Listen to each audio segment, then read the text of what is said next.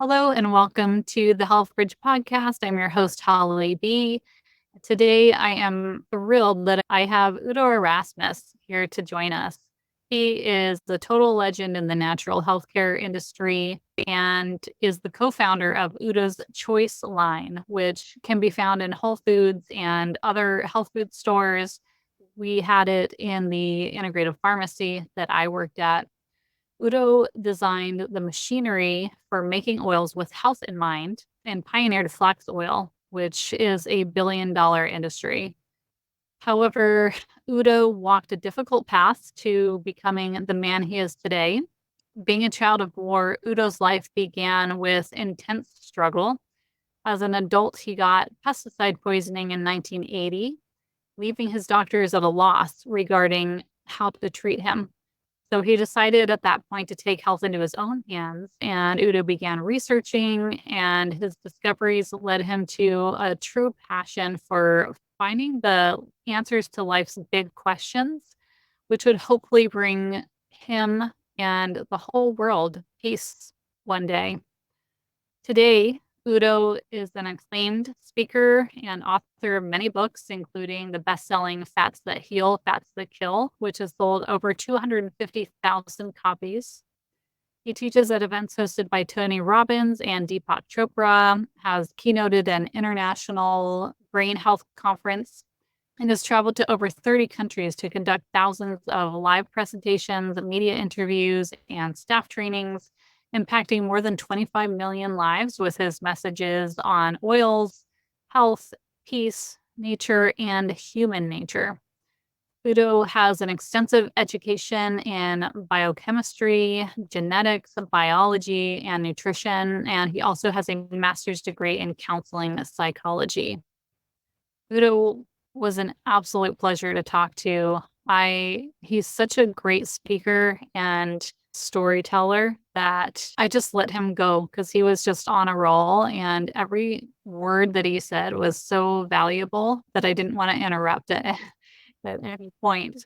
So the conversation that Udo and I have, I think, is very unique in that he really takes a high level view of health and what it means to be healthy, what it means to be whole, what it means to really understand who you are on a core level and what your purpose is in life. You know, what it truly is that you are made of, what truly makes you tick in the world, what creates health and what creates dis-ease. It's a much different conversation than I've had with anyone else so far on my podcast. And it's so valuable that despite it being a little bit longer than my other episodes, I know that you will get totally drawn into this and just want to hear every word that Udo has to say. We start out talking about healthy fats, but we quickly get into a conversation more about, again, just life purpose and I'll say mindset, although mindset is too trivial of a word for it, I would say, but really focusing on a deep connection to your inner self and what you are truly made of. He outlines for us what he sees to be essentially the 8 pillars of health. I don't remember exactly what he calls it, but his 8 pinpoints of what focus areas you need to address in order to create a full mind, body, spirit health. And we take the conversation to, how in focusing on these things, how that actually creates a better world to live in overall for everyone involved. So I'm going to leave it right there. Try to listen to this one when you have some time to really, or you have the attention available to really, really soak in the words that he's saying and the concepts that he's speaking to. They will help in literally every situation in your life that you are struggling with, that you're finding challenge in, whether that's health, whether that's any other aspect of life, relationships, anxiety, depression. Give this episode the time and space that it deserves to be heard. All right, with all of that said, let's dive into this amazing conversation. Udo Erasmus, I am honored to have you here on the program today. I said to you off air, I consider you one of the OGs in the natural health world. And you said, what's an OG? So original gangsta. So everyone, here's Udo, the OG of the natural health world. All right. Thank you. Thank you for having me. This is gonna be fun. Absolutely. You have really a wide understanding of health.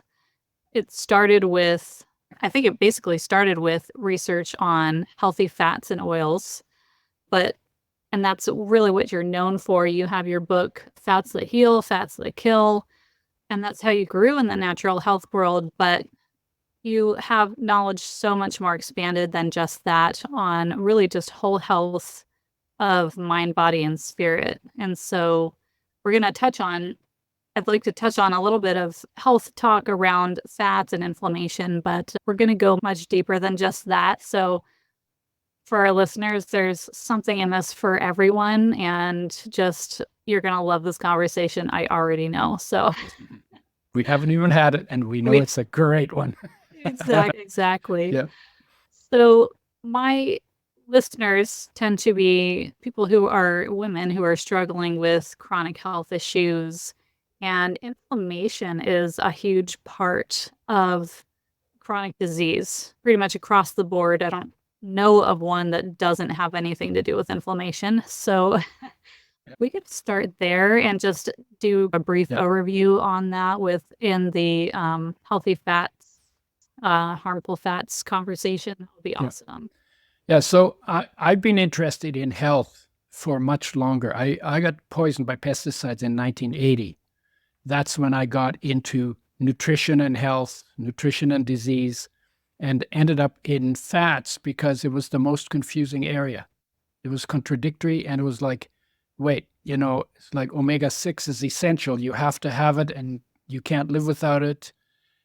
And then the next study says omega-6 gives you cancer and kills you. And my head exploded. Wait, you can't have it both ways. So there must be something else going on that I don't understand. And it forced me to look deeper and to realize that what we blame on oils, all of the problems, and there's a lot of people talking these days about don't use seed oils, don't use omega-6s, bad toxics, they give you everything from hookworm to hangnails, right? Everything, right?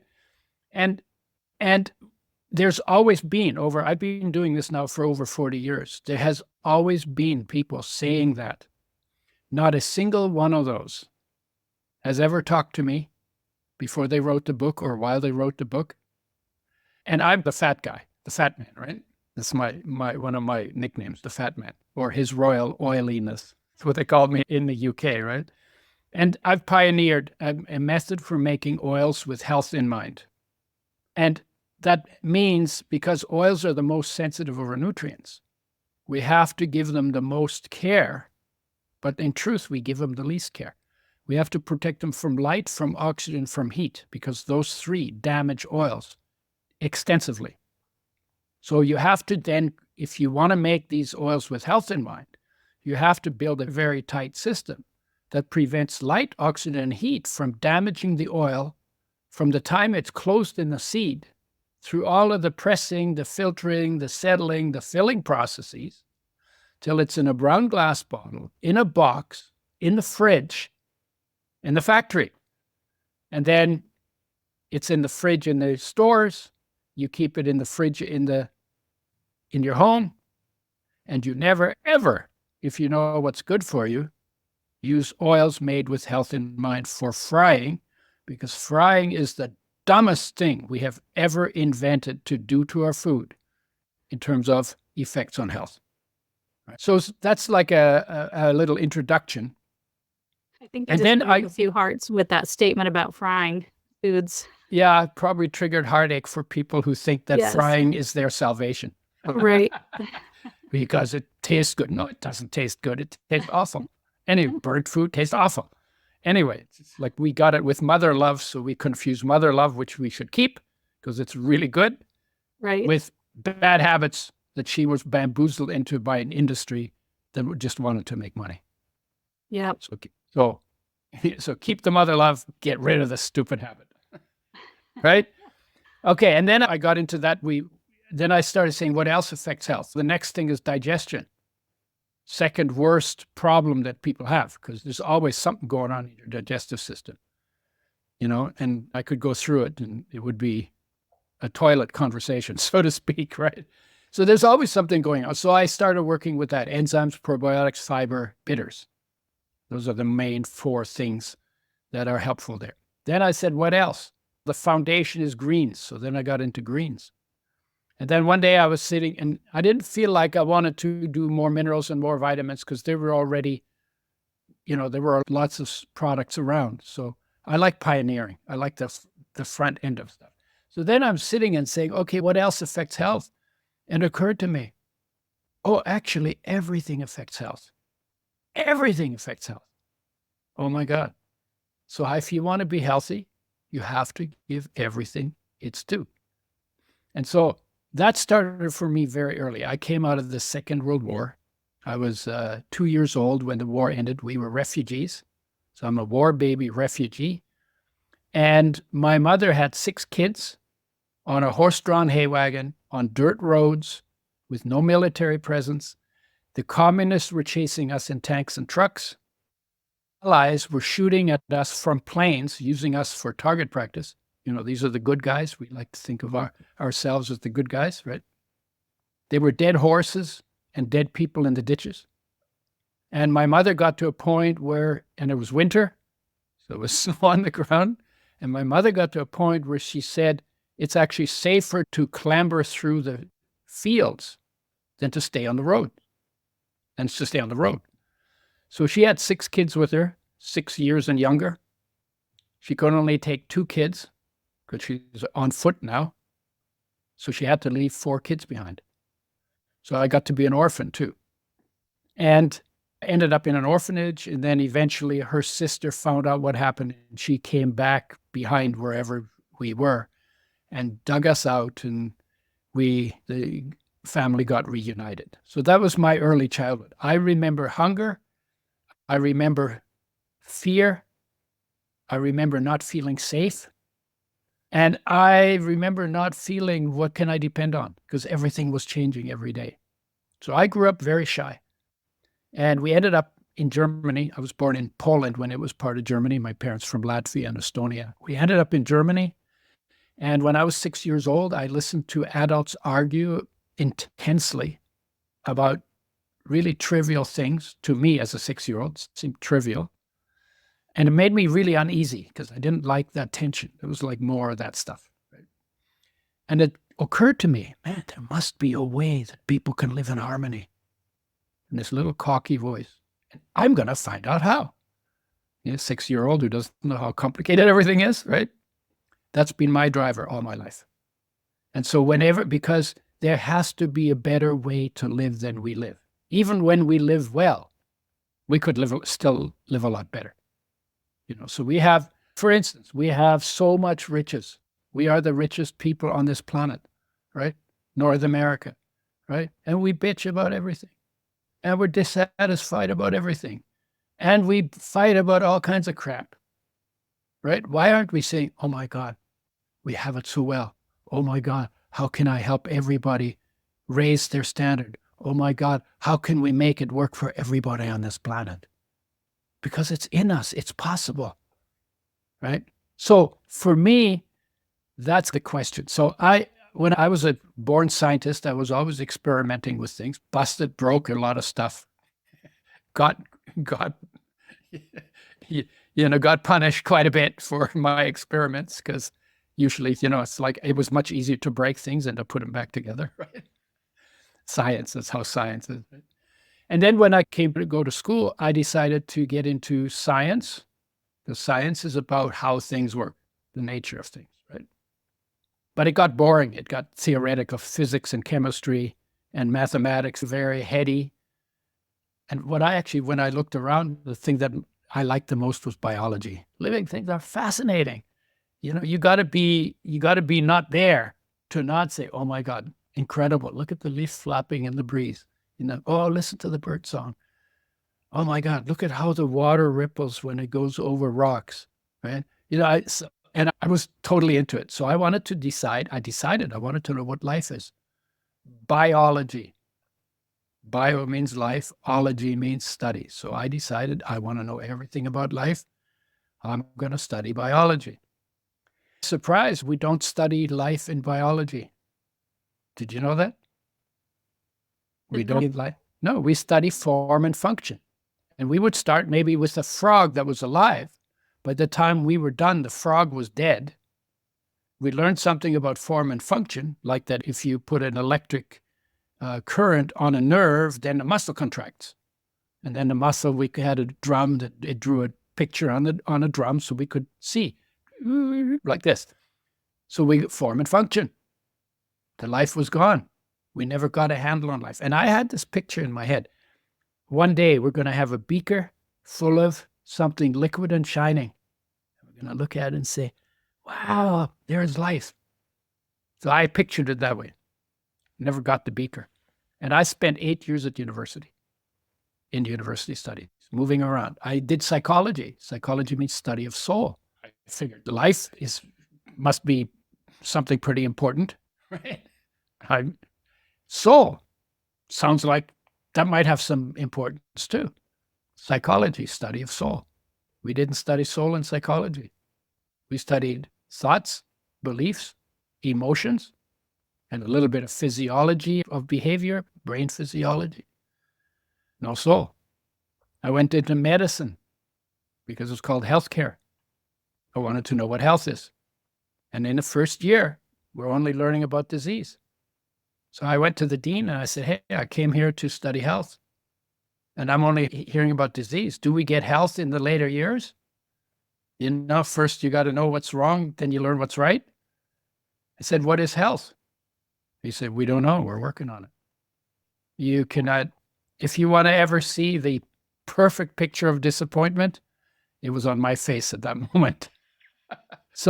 And then we were told that a doctor should always sound as though he knows what's going on, even when he doesn't. So in other words, make stuff up. Your patients are too stupid to notice. Basically, that's what's implied. That killed my career in medicine. I said, I'm not going to spend my life lying to people. And I went back and I realized by that time, I'm learning more about health in biology. And I went back into biology, ended up in biochemistry and genetics, learning about health. Nobody calls it health, but you're studying the normal functioning of normal creatures in normal situations. That's where you get health from. You don't get a picture of health when you're studying cancer because you're just looking at what's wrong instead of looking at what's right. What's not working instead of what's working. And the whole medical profession is based on what's wrong without actually knowing in any really practical, actionable way what is right, what is health. So then anyway, I was still looking for something and I didn't find it in those places. I left university. And then I got into little psychedelics. And the first thing that happened on LSD, literally I was rolling on the floor, laughing and crying in time to Mozart music.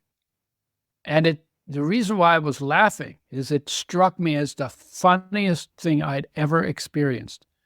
That everything that I was so studiously looking for in my courses was actually inside of me already. And the place to look for it would be inside of me. And I had said to one of my lab partners, we should study ourselves because in ourselves we have form and function and life all together. And we don't have to kill ourselves to get to know it, right? So I played with psychedelics, and they can be pretty hard on your body. So I said, I'm not going to do psychedelics for 2 years. I want my body to recover. I only get one body. I should look after it. So I stopped doing psychedelics, but I still hadn't found something I was looking for. And then I got into from science into religion. And I was looking for who can be a model for me?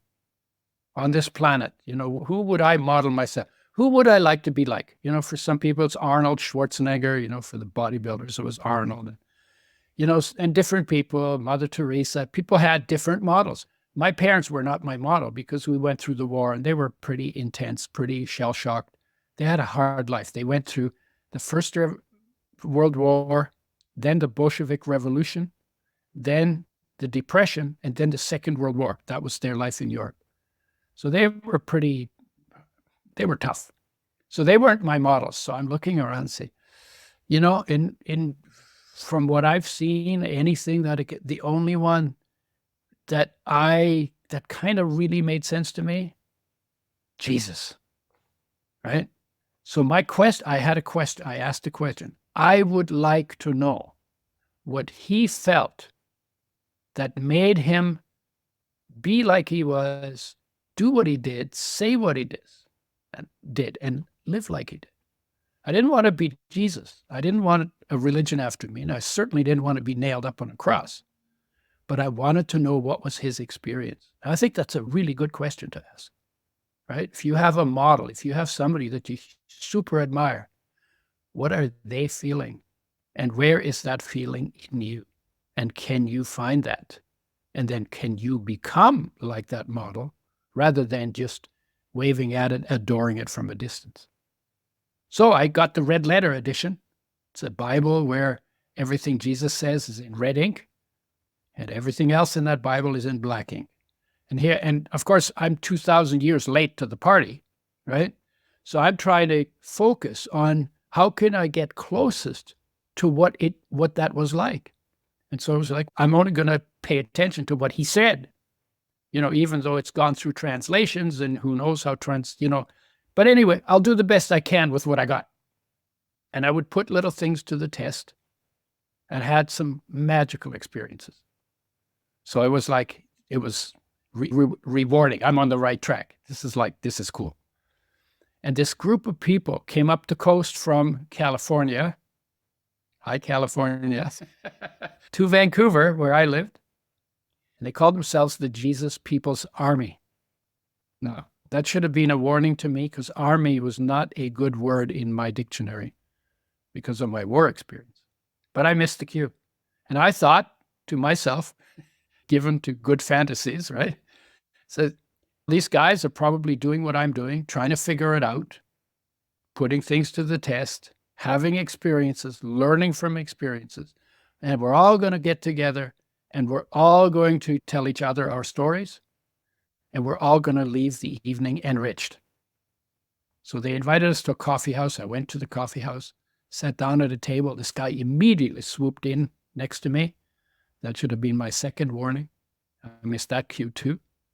And I looked him in the eyes and I said, it must be possible to see God and live. Because when we were kids, we were told, your God loves you unconditionally. He takes care of your breathing. He takes care of everything. He built your whole world. He made this amazing place that you're living in. And if you look at him, he kills you. So that never made sense to me. And so I looked him in the eyes and I said to him, it must be possible to see God and live. And I thought this would be the beginning of a beautiful, deep conversation about life, the universe, right? All the important topics. He jumped out of his chair and he's jumping around in the middle of the room with his arms flying around over his head. And he screams at me, you're from the devil. You're from the Antichrist. Get out. So I go slinking out of there. I went slinking out of there. I'm standing on the sidewalk and I'm saying, wow, I haven't seen God. Maybe I'm not supposed to ask this question. And I got really confused and I got really desperate. And when you get really desperate, you tend to become very sincere. And I really, really, really, really want to know. And so, given my confusion, I decided to spend the weekend in nature. That's how I used to clear my head when things got crazy in the city. And I hitchhiked to a beach, completely deserted. I was the only person on the beach. And somebody had dragged plastic over some logs and made a dwelling. I said, okay, here's my hotel for the weekend. And I got fell asleep. And in the middle of the night, I woke bolt upright from dead asleep. And there was a being made of light. I'm a science guy. I don't believe this kind of stuff, right? There was this being made of light, standing under a cloud of light. I couldn't tell if it was male or female. I couldn't tell if it was old or young, but a human being made of light, no signs, no words, no messages, no labels, but embodied a message. And I could put words to the message that this being embodied, and the words were, I am come not to judge, but to love. I am come not to judge, but to love. And all of my confusion evaporated. I have never had a question of what was the master's message, because that's a better summary than you even find in the book. I am come not to judge, but to love. That's pretty clear, right? And then I started thinking, who was this? I was on this Christ trip, so maybe it was that Christ, or was that spirit, or was that soul, or was that life? And my conclusion was they're all the same. Christ, life, spirit, soul, all the same. And that kind of there was my beaker, the beaker filled with light, shining, liquid, right? There was my beaker. So I had a direct experience of life in a way that was so profoundly instructional that it completely changed my whole life. And then that was in 1970, and I never told anybody about it for 30 years. Oh, wow. 31 years. In 2001, when 9/11 happened, my take home, that's a whole other long story, but my take home was, discontent people will always spread discontent. If people who are content, and I claim to be one of those people, if we don't spread contentment quicker than they spread discontent, guess where the world is headed? And at that point, I decided, I need to make this part of my conversation. And then I had to try and figure out, how do you even talk about something like that? And how do you talk about it in a way that is opening, in a way that isn't didactic, in a way that isn't doctrinal, in a way that isn't, just a head trip, just memorize stuff? How do you do that? So I've been working on that since 2001. And then off of this one experience, there's a whole lot of understanding has come. And one of them is this. If you think about what is life, right? It's a good question. I've read the physicists. They got like fancy, crazy explanation. It's not complicated. What is life? Okay.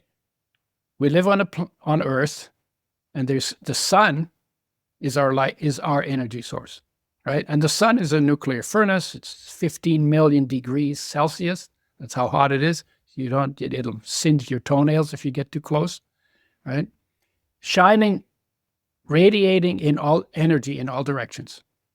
And some of it comes on the Earth, right? And that solar energy is filtered through 93 million miles of space. Then it's filtered through the Earth's atmosphere. Then it's filtered through plants, mostly green plants. And the fraction of solar energy that remains excites electrons that then bond atoms together. And that solar energy fraction is stored in the bonds between atoms in molecules. We eat those molecules as food. In our cells, those bonds are broken. That solar energy fraction is released. And that solar energy fraction weighs nothing, runs everything in the body, is omnipresent, omnipotent, and omniscient in the body. And it's called life or life energy. Okay, so we are solar gadgets. Every human being is a solar gadget. By the way, all the animals are too, and all the plants are too, and all the microbes are too. Solar energy gadget, everything run by the sun. And the message, and then, if I say to you, hey, Holly, whose body is that? Would say mine. Yeah, mine. Most everybody would say, it's my body. We always talk about my body, right? But what you say when you say it's my body, you just said you're not the body. You've just told me that your body is your property and you are the owner of the body. So then the question is, who are you as owner of the body? Oh, That life. takes it to a different level. Yeah, you are life, the owner of the body. So then the question is, how well do you know life? That's running the show. How well do you know it? Most people would have to say not very well. Why not? Because I never sit down still, leave all my distractions outside, bring my focus into the space my body occupies, in stillness, see what there is to see in the darkness, hear what there is to hear in the silence, feel what there is to feel in the emptiness, even taste what there is to taste in the blandness. Because all of those four are energy. You actually get to know life as light, as sound, as feeling, and as taste. And how many people do a practice where they get to know life, where they get to bring their senses, our senses go out and monitor energy changes outside? How often do we bring our focus inside and monitor what the energy inside? And in that energy, is the same message. Life's message to your body is, I am come not to judge, but to love. Same message of the masters to humanity, same message life to the body. 8 billion people are unconditionally loved by a fraction of solar energy that is called life, that weighs nothing, runs everything, and is all-powerful in the body, because it's the only power in your body that runs it. It is everywhere present in your body, and it is all-knowing in the body, and uses a genetic program that it created over eons as the structure through which it unfolds its energy, its power. So it's unconditional, empowering love. Life is unconditional, empowering love for the body. But you know what else? Life is also perfect health. Perfect health. It's formless, cannot be created, cannot be destroyed, can change forms, never gets sick, and never dies. So when a person passes, they pass from their body, right? Even people say, I saw the body there, but Uncle Joe was gone, right? So we know that we're not the body, right? Or we talk about, how beautiful a person is and how we love them. But then if they die, all of a sudden we don't like them anymore. In fact, we get rid of them as fast as we can, right? Because what we're actually loving, life loving, life recognizing life. Unconditional love. So you talk about people who have issues. For me, it was pesticide poisoning, but it could be cardio, it could be cancer, it could be whatever it is. It could be autoimmune, it could be infection, inflammation, it could be any of those things. Life is not subject to any of those things. So what would happen if you could bring your focus into the stillness, into the energy, and get all of your fears and your ideas and your fantasies and your dark thoughts out of your consciousness and just stayed in the light, in the love? How would that be helpful to healing? And what I'm saying is, if you can do that and you practice that and you literally become aware of the light that fills your body, healing happens. And then not only that, you'll feel so good about being alive that you won't cut corners, and you'll eat properly too. And you'll drink properly too. And you'll stop using pesticides, and you'll stop using the junk that is foreign to the body, that doesn't belong in the body. Because health was invented by life in nature and is about living in line with nature and your nature. And you got to do both. And we, and all of the wise people over the centuries have always said something like, what you're looking for is inside of you. Some called it kingdom of heaven, right? Seek first that, and then everything else will start to fall into place. And what was the difference between those wise people and us? They actually did their stillness practice. And we, at best, dabble in it. We have so many distractions Yeah, but in modern society that I think it's so easy to distract. Yeah, It's so easy yeah. to distract and calm the mind and find even 5-10 minutes to yourself in order to do these practices. Yeah, It's yeah. so much easier to just continue with on the hamster wheel and Yeah. ignore that stuff, because that's actually harder I, than staying up with society. yeah, people say that, we have so many more distractions. But if you think about it, you only need one distraction. See? So it's not different. We have more distractions to choose from. But distraction is the problem. And how does that go? It's beautiful you asked that question, because how does that work? See, there was a time when you were in your mother's body. I call it the Buddha tank, right? In your mother's body. So you are a living egg and a living sperm, and they got together, and a living zygote, and that implanted in the uterus. And then this whole bag, water-filled bag, saline-filled bag got created, and you were in that bag, floating around in a tank, not doing anything because there was nothing to do and there was nowhere to go. And you were being fed through your umbilical cord. So everything was taken care of and it was pretty safe. And so because it was no place, you had no language, you had no ideas, you had no beliefs, you had no religion, you had no nation, you didn't know what your race was. You didn't, so you didn't even know there was a mother around you and that there was a world around the mother. You didn't know anything, right?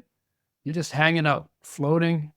And where was your focus at that time? It had no place to go. So your focus was at rest, inside, in its source, in life, or in awareness, which is even deeper than life. So you're hanging out. You were in deep meditation. It was the boringest place you could have ever been. Nothing going on, right? The boringest place you could imagine. And people say, oh my God, you want me to sit still for 9 months? Yeah, you did it. You were a master yogi in deep meditation for all that time inside, because there was nothing else going on. You weren't building the body. Life was building the body, and you were in the experience of life. And in that experience, unconditional empowering love, but also all-encompassing peace. That's your universal essence. And unconditional empowering love is your individual essence. Okay? So you hung out there, and then one day you got kicked out, right? Expulsion, expulsion from paradise, right? And then what happened? Everything changed.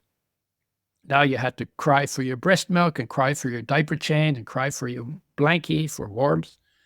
And then your mother figured out how to take care of you, and you began a process of having to get to know the world that you entered. And that was done automatically, because automatically your senses, your focus moves outward through your senses to the surfaces of things to get to know the world, because you have to figure out friend, foe, irrelevant, right? So friend to approach. And you have to do that quickly, because when things are changing, you're in emergency in a way, right? So you have to learn to do that quickly. Is this friend to approach? Is this foe to run from or fight? Or is it irrelevant? It's just the leaves flapping in the breeze. And so you get pretty good at that. And in the process of getting to know the world, your focus went from being present inside and absent outside. It became more and more present outside and less present inside. And the disconnection from the inner presence of our own being that we were in the womb, we got disconnected from that. And from that disconnection came discontent, and discontent is another word for heartache. That's where heartache began. So when I say, your heartache was triggered by somebody, but the trigger is not the cause. The cause, the ultimate cause of heartache, is actually our disconnection from ourselves, which is pretty much what you said when I asked you the question. right? Not being confident within yourself, right? So how do you Before we get, were recording. so, yeah, oh, yeah, Yeah. okay. Maybe Yeah, pose that question. Yeah. and you obviously do some kind of a practice that gets you Right. more present in your space, in the space your body occupies, right? So how cool is that? So, and heartache, we don't like it because we feel it in our chest and it's uncomfortable. It's like uneasy, maybe painful, stark. We don't like it, right?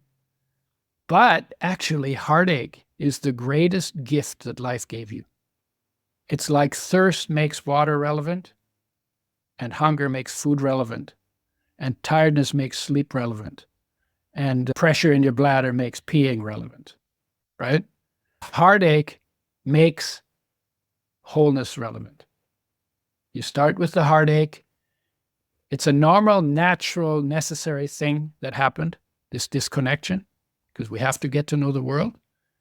And if you want to go back, that has to be deliberate because there's nothing inside of you going, look at me, right? But the heartache gets you really close because it gets you out of your head, grounds you, makes you simple. When you feel heartache before you get into your head about it, it actually gets you into a space in your body out of your head. It's also your driving force because everything you do, if you're discontent, is you're hoping, you're figuring out what can I do that will get me feeling okay again. Of course, it doesn't work. You get 3 days of, yay, I did it. And then a fourth day, still don't feel whole. Why? Because you cannot fix on the outside what needs to be fixed on the inside. The reconnection is an inner reconnection.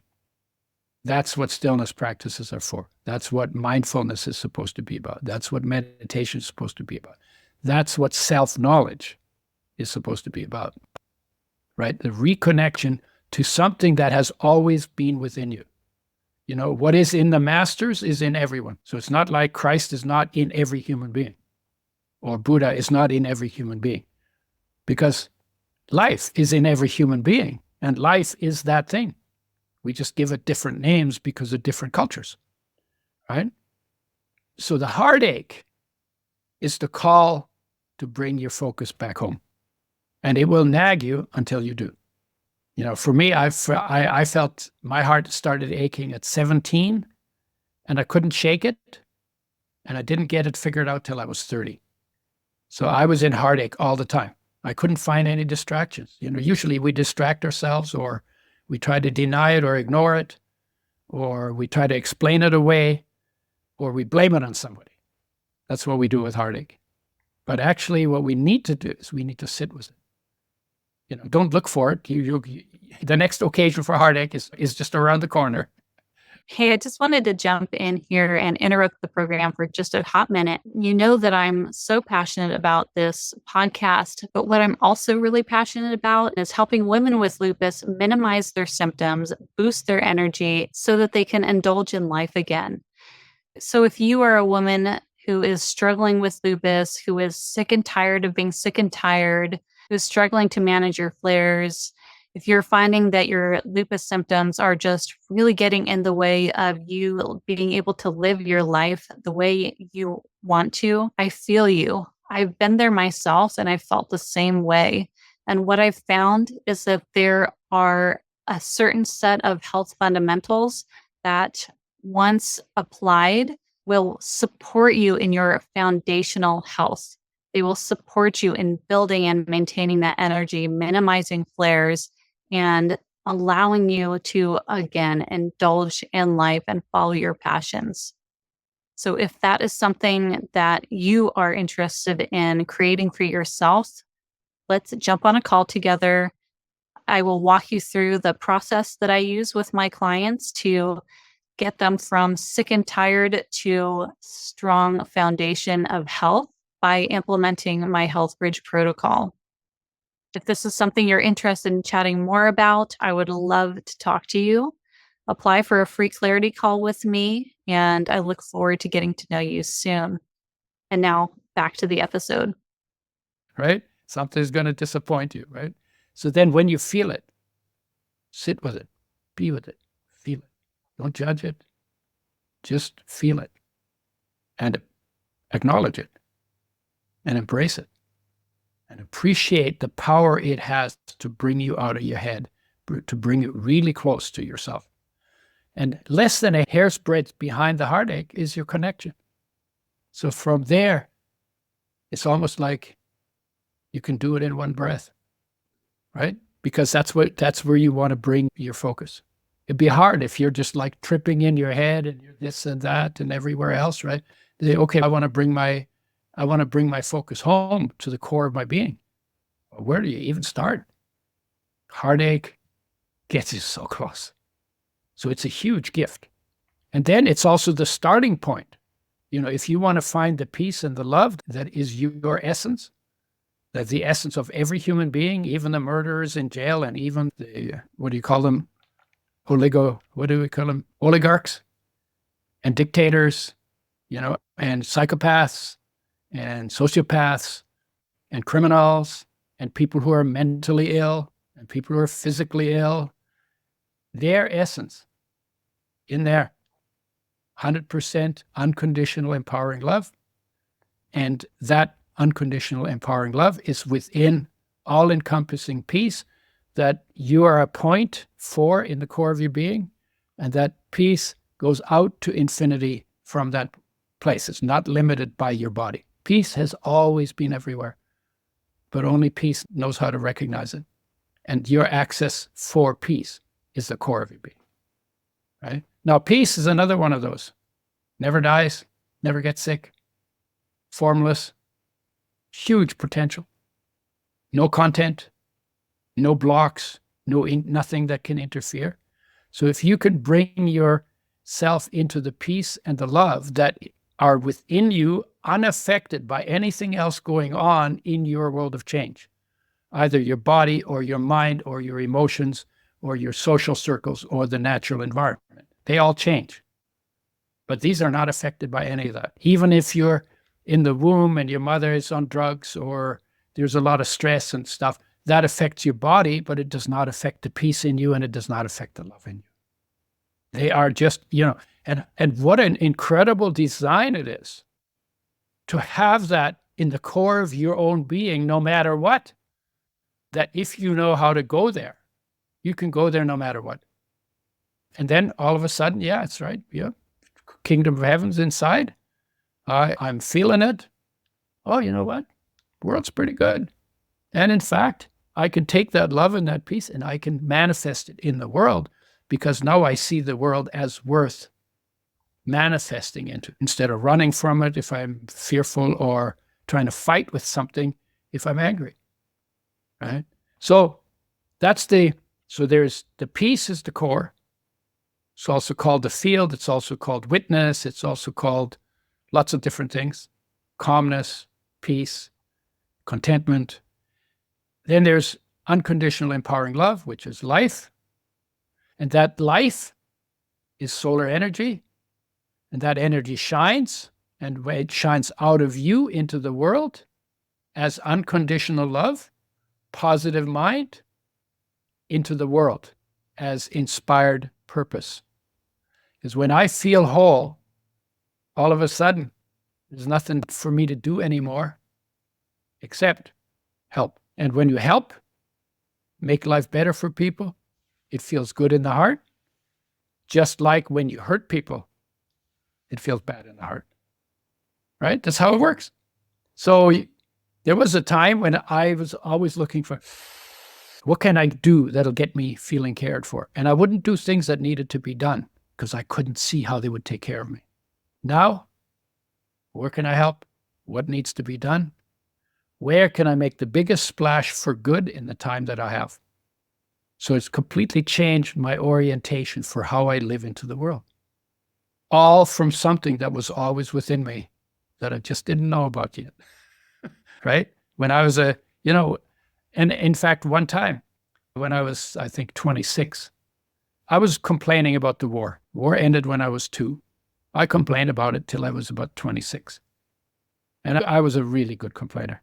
I could figure out what was wrong with the world in 5 minutes. Just tell me any topic, I'd tell you what was wrong with it. I was really good at it. I'm sitting on the porch and in the sun, and it occurred to me, oh my God, all this time that I was in the war and that I was complaining about the war and that I went through all my dramas and my traumas and my illnesses and my injuries, something took perfect care of me 24/7, is still taking care of me and will take care of me for as long as I'm living in a body. Oh my God, I have never given that any acknowledgement. I have never said thank you. I have never tried to be friends with it because it's been a damn good friend, right? And it was part of the turnaround. Oh my God. Oh my God. We are so blessed. I don't like that term. It's too religious, but we are so blessed. We are so fortunate.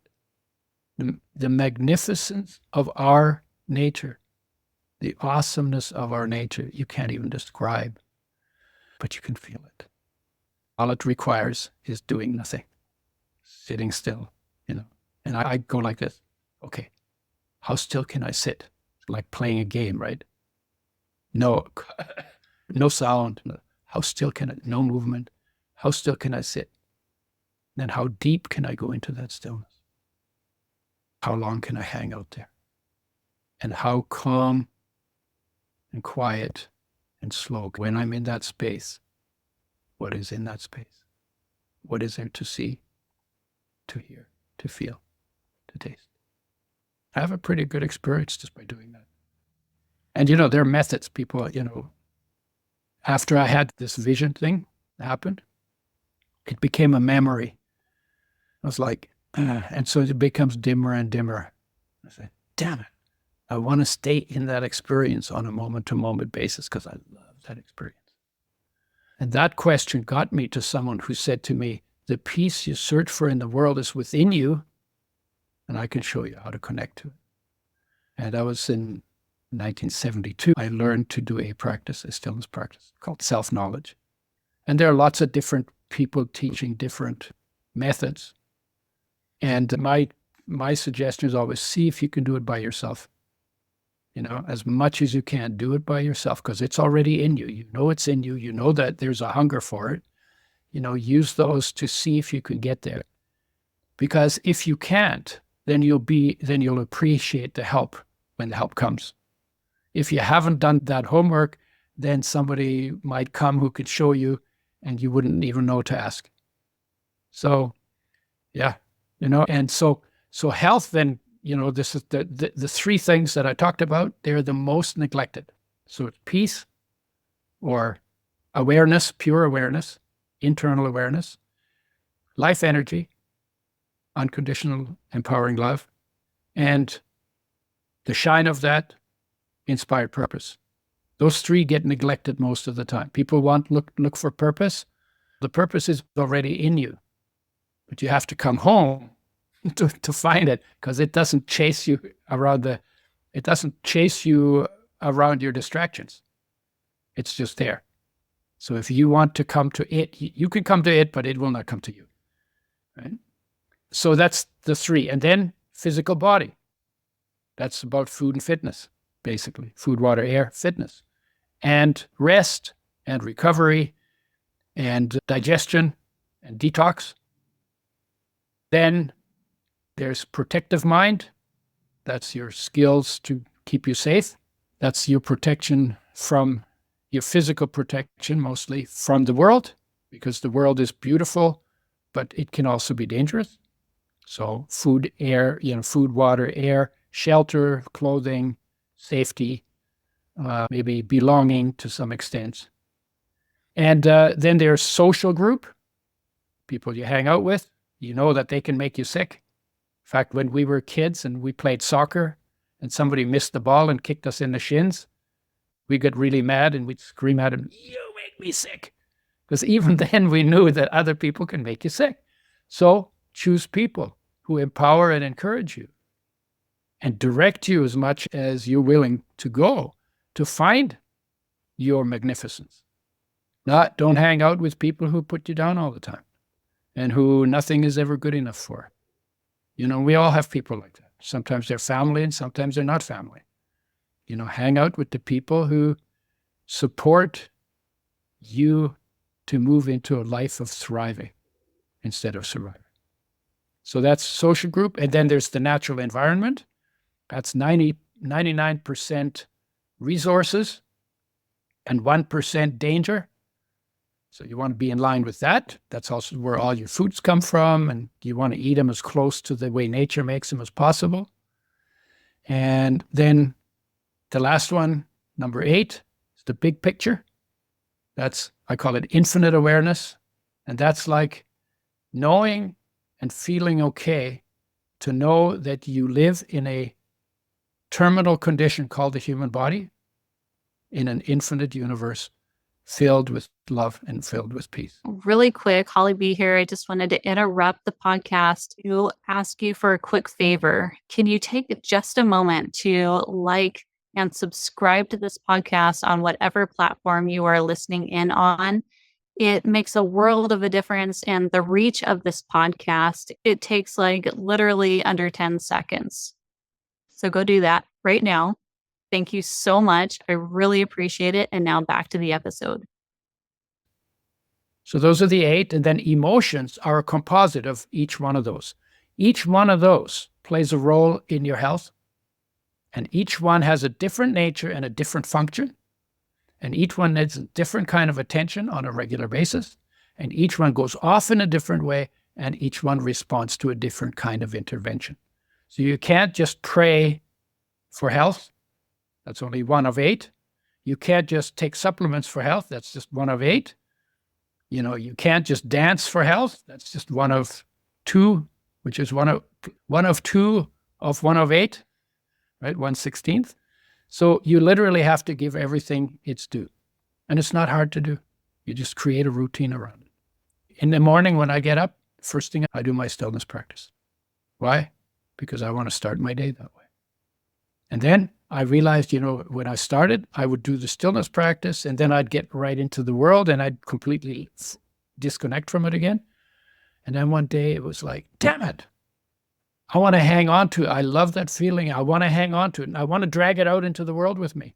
The moment it became clear to me that's what I wanted, it became easier. So now I spend quite a bit of my time, not all the time, but quite a bit of the time. We're all works in progress forever. I spend a lot more of my time in the world, but staying in that experience. And how cool would that be if we lived in the world, 8 billion people lived in that experience of contentment, of feeling cared for? And how would that affect our interactions in our relationships and in the things that we do that are either constructive or destructive to the system? And it's possible. We're actually wired for it. More basically wired than we are to anything else. We're actually wired for peace, love, and inspiration. And this is not like a hippie trip. This is how we are made by life, by the universe that makes everything. Wow. And we live in a time where we're being pushed to get real about how we live. This is real, right? There's a lot of things we do that are really, really stupid and corrupt. And where does corruption start? It starts from disconnection. Because in here, this is just a computer. Anything goes. Heart is 100% for you. Your mind is 50% for you, 50% against you. That's the nature of the mind. You want something to really work, you need to get deeper. You need to become simpler. You need to be more present. And it needs to be felt rather than tripped on thought.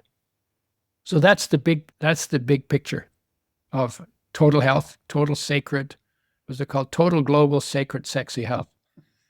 Right? Because when you're like that, and you're fully present in your being, that's attractive. People are attracted to that. So I'm sure there's lots more to say, but I think that covers a good part of, and each one of us, everybody gets lost from it when they're born, and everybody gets heartache calling them back to come home, calling them back home, right? Only most people don't know that heartache is your heart calling you to come home and reconnect to your beauty. You don't know that.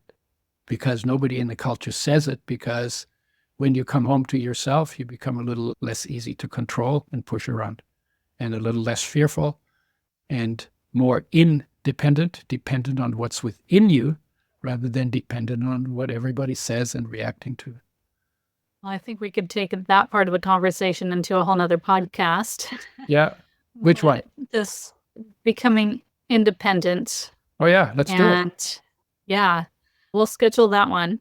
Yeah. I think we could schedule at least 5 more podcasts, because there's so many things that you said today that could each be their own podcast. Yeah. But I think what I want to conclude with and just circle back to is when it comes to physical health. Yeah. And autoimmune diseases, cancer, any of those big things.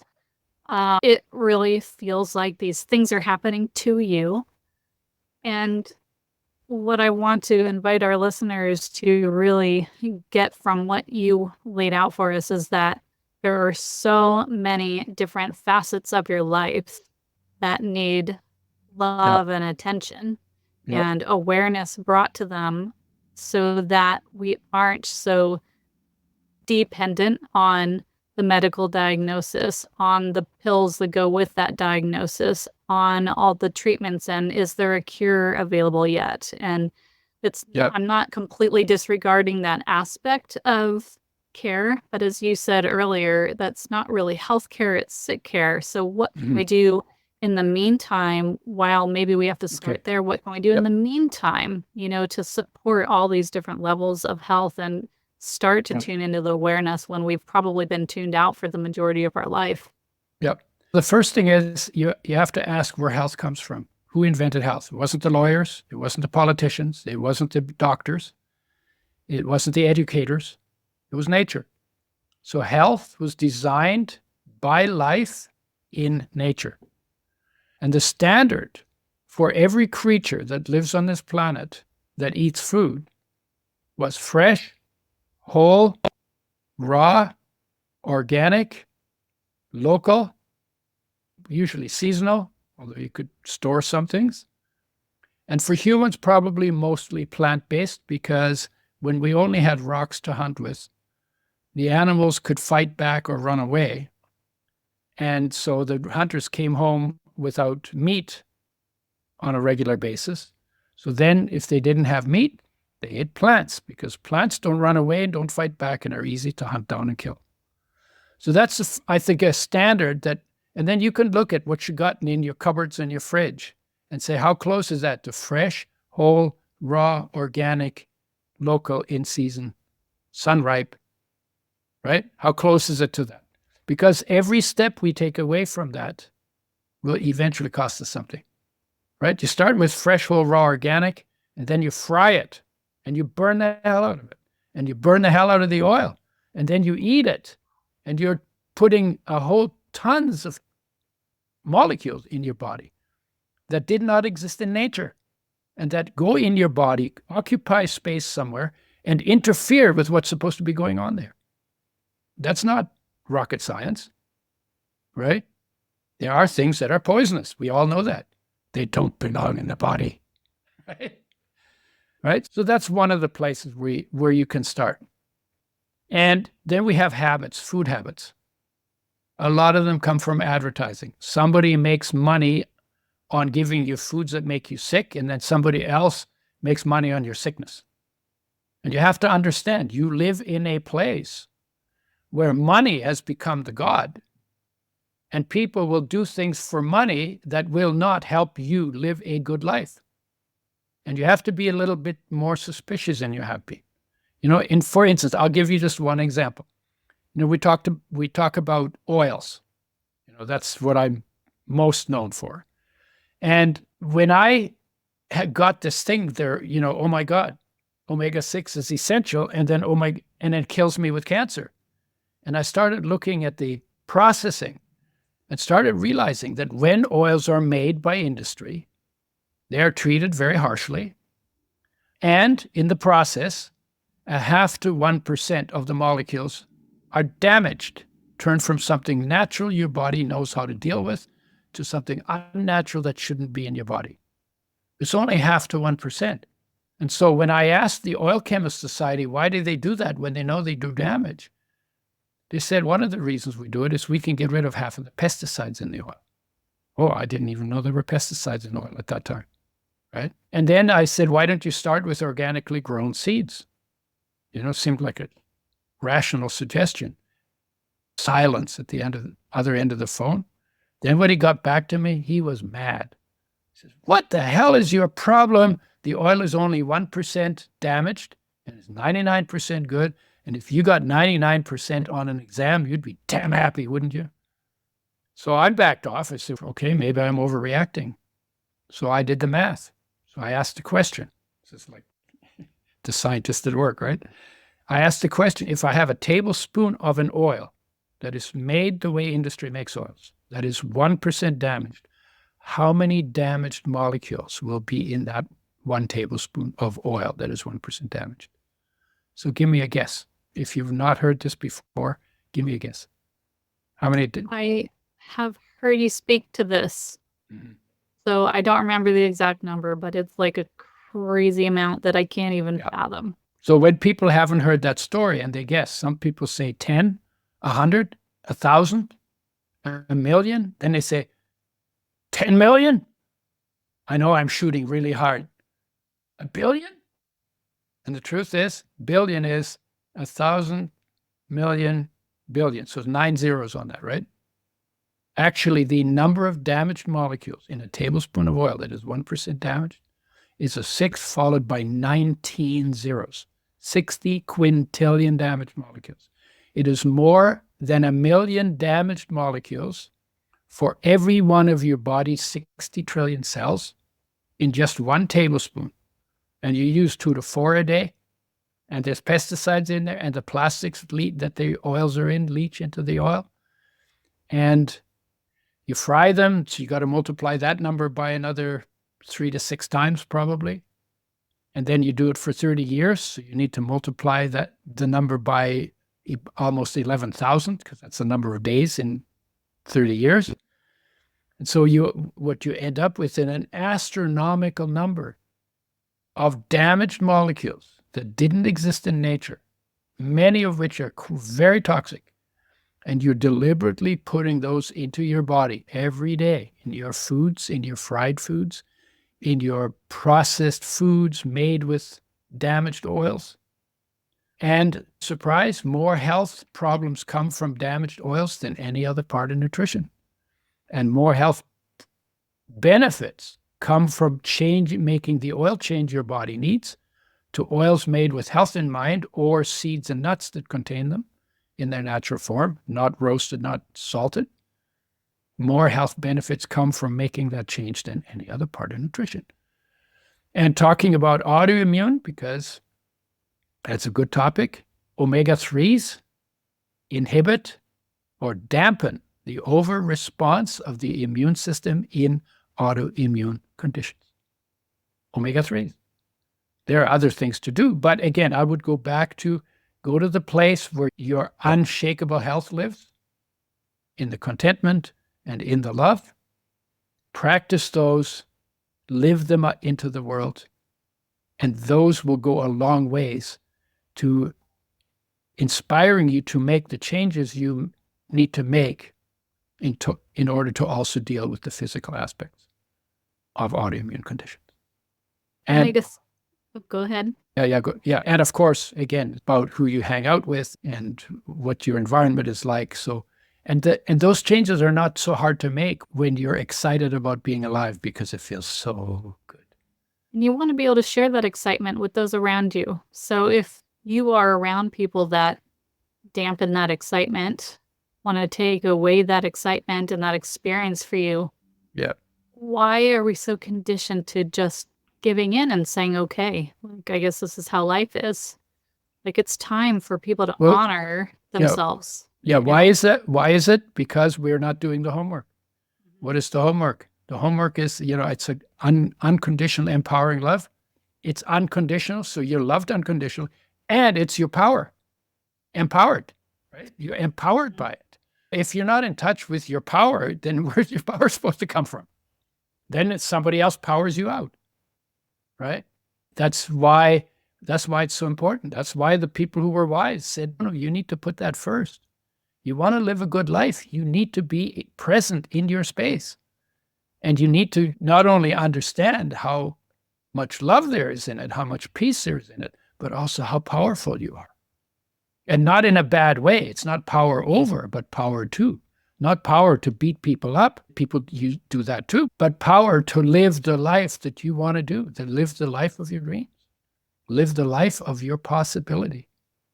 See, because the possibility was put in everybody. I know a guy who has no arms and no legs, and he's a motivational speaker.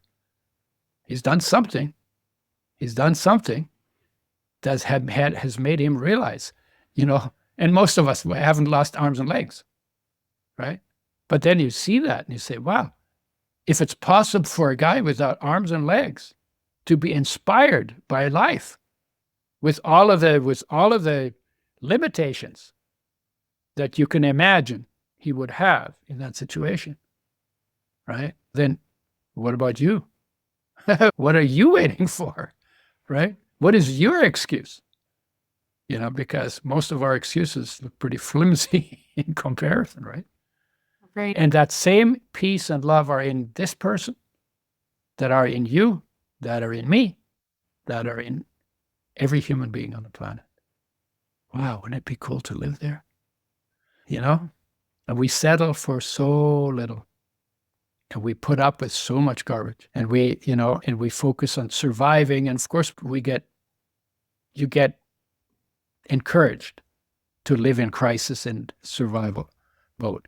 In fact, people deliberately manufacture crises to get us in fear, to control us better, to have to do less, for us to give up our liberties and our freedoms and our birthrights, right?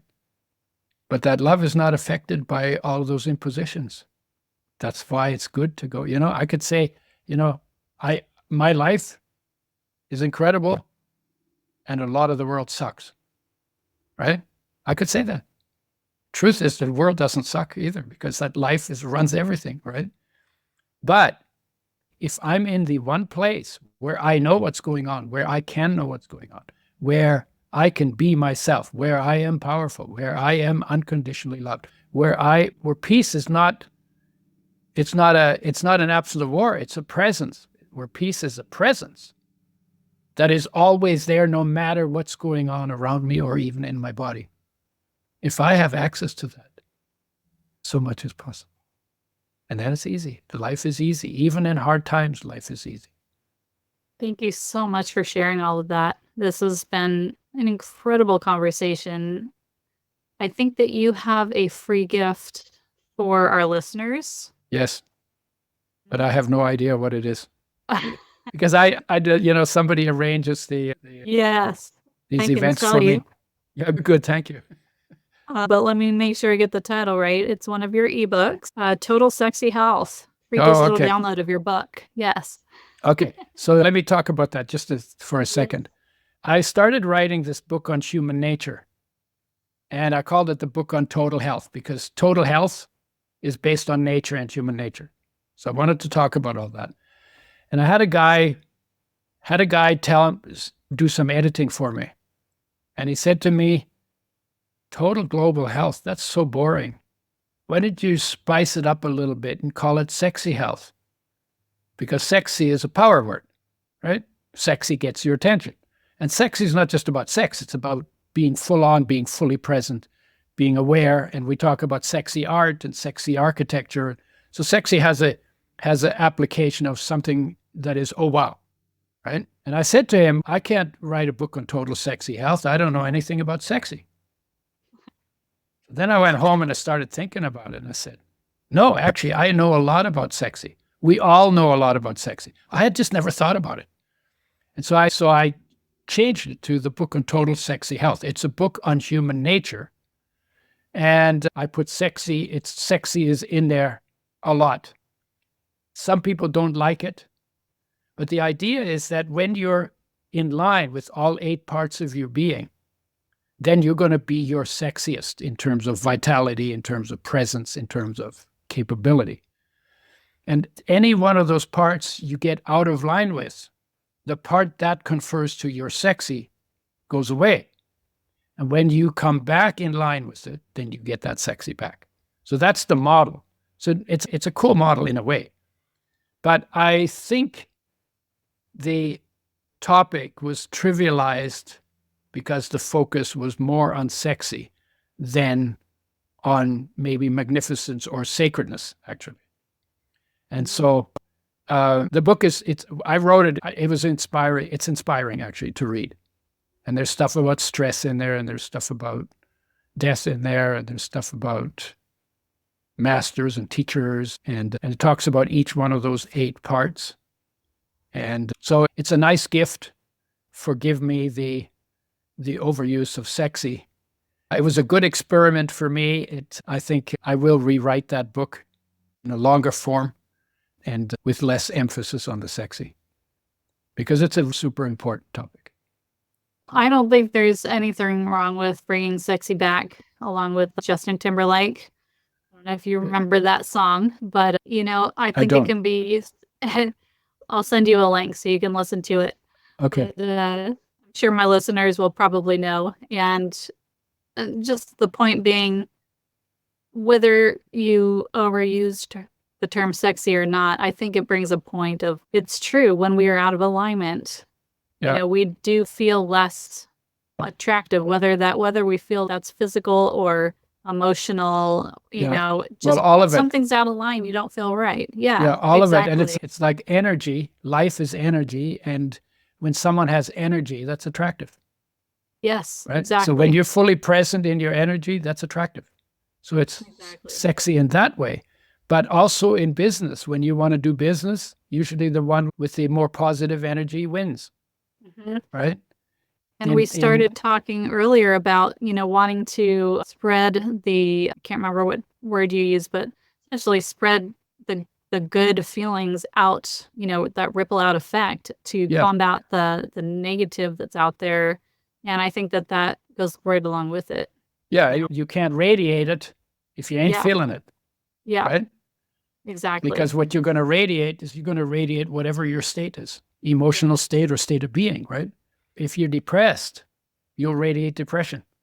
There's the market for people wanting to be depressed is not that big, right? Unless there's a payoff for depression, and that's a whole lot. That could be another episode. Right. Yeah. One last story that I'll share, which goes along with one that you shared earlier, is, I had an experience where, and this is not at all a political, I'm not trying to say anything political here, even though that's how I experienced it at the time.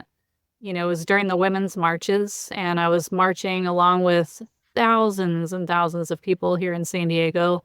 And it was emotional. I found it very emotional, and just like I was choked up the whole time just because so many people marching for, the same thing. But in the middle of it, I just had this complete realization, like light bulb that went off, that said, this is going to be over at the end of the day. Within 2 weeks, everybody's about their business as usual. Nothing's going to change. And so the only way I can affect change outside of me is to change what's inside of me. And that's really one of the core things that started my self-growth, personal growth path. And and so I think... Yeah, I used to march way back in the 60s. I'm 82, so I was in the 60s. And so we were marching against the bomb when that first started. Ban the bomb. Had these signs that said, ban the bomb, right?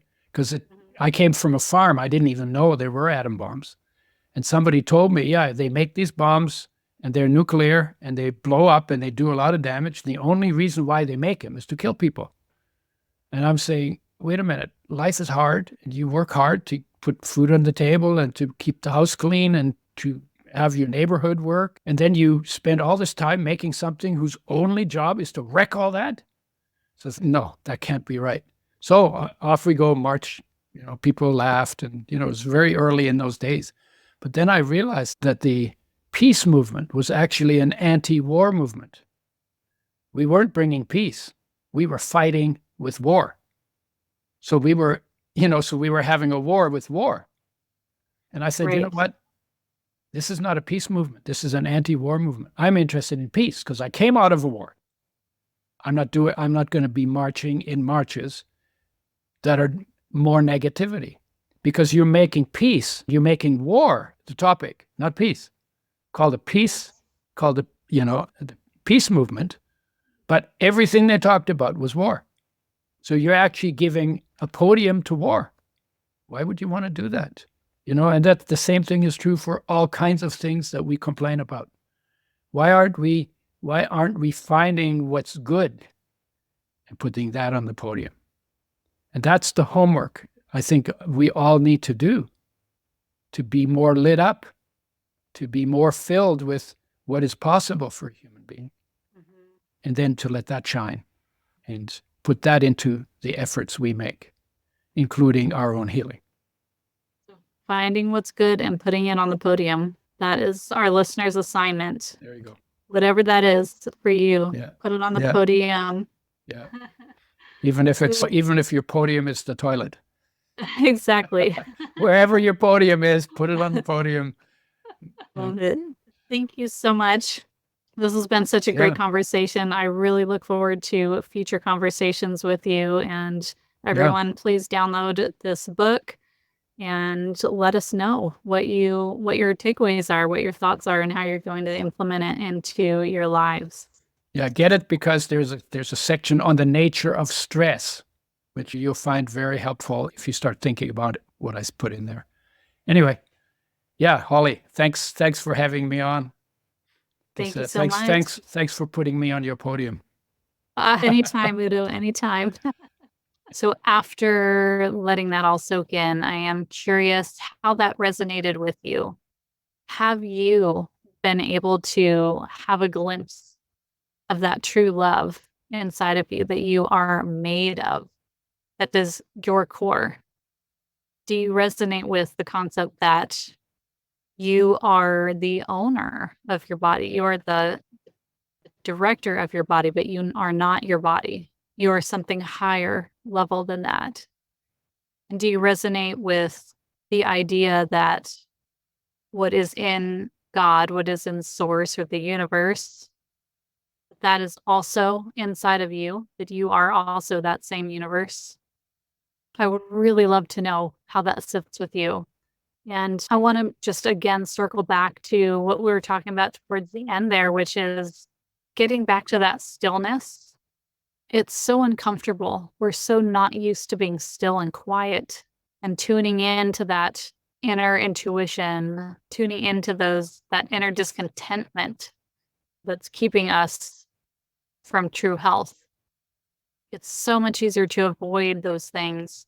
And so much of what I've seen in the chronic health space is discontentments along the way, traumas along the way that have created that heartache that he refers to. We can recreate the contentment in our hearts by things inside of us. We don't have to go always outside of us for the answers. In taking Udo's approach, we are becoming aware of our reactions, of our responses, of our choices. And as we know better, we can do better for ourselves. And the more we understand, the more we can see, the more we can sit and be quiet and tune into our inner self, the more we can see that inner glow of love that we are innately made with. And the more we can tune into that, the less external problems we have. Are there situations that are out of our control that we need to deal with and manage? Yeah, absolutely. But the more we can tune into these different levels of health that he lays out, and again, make that connection to that spirit inside, things start to flow. The stagnation starts to go away. life starts to shift in positive directions, and it has that ripple down effect, and people around you see it. So if you are ready to dive headfirst more into this line of thinking, I invite you to take Udo up on his download of Total Sexy Health and see what else he has to say about it. Save this podcast so you can return to it. Share it with a friend that needs to hear this. We need to spread this good news. The good news is that it's all inside of you.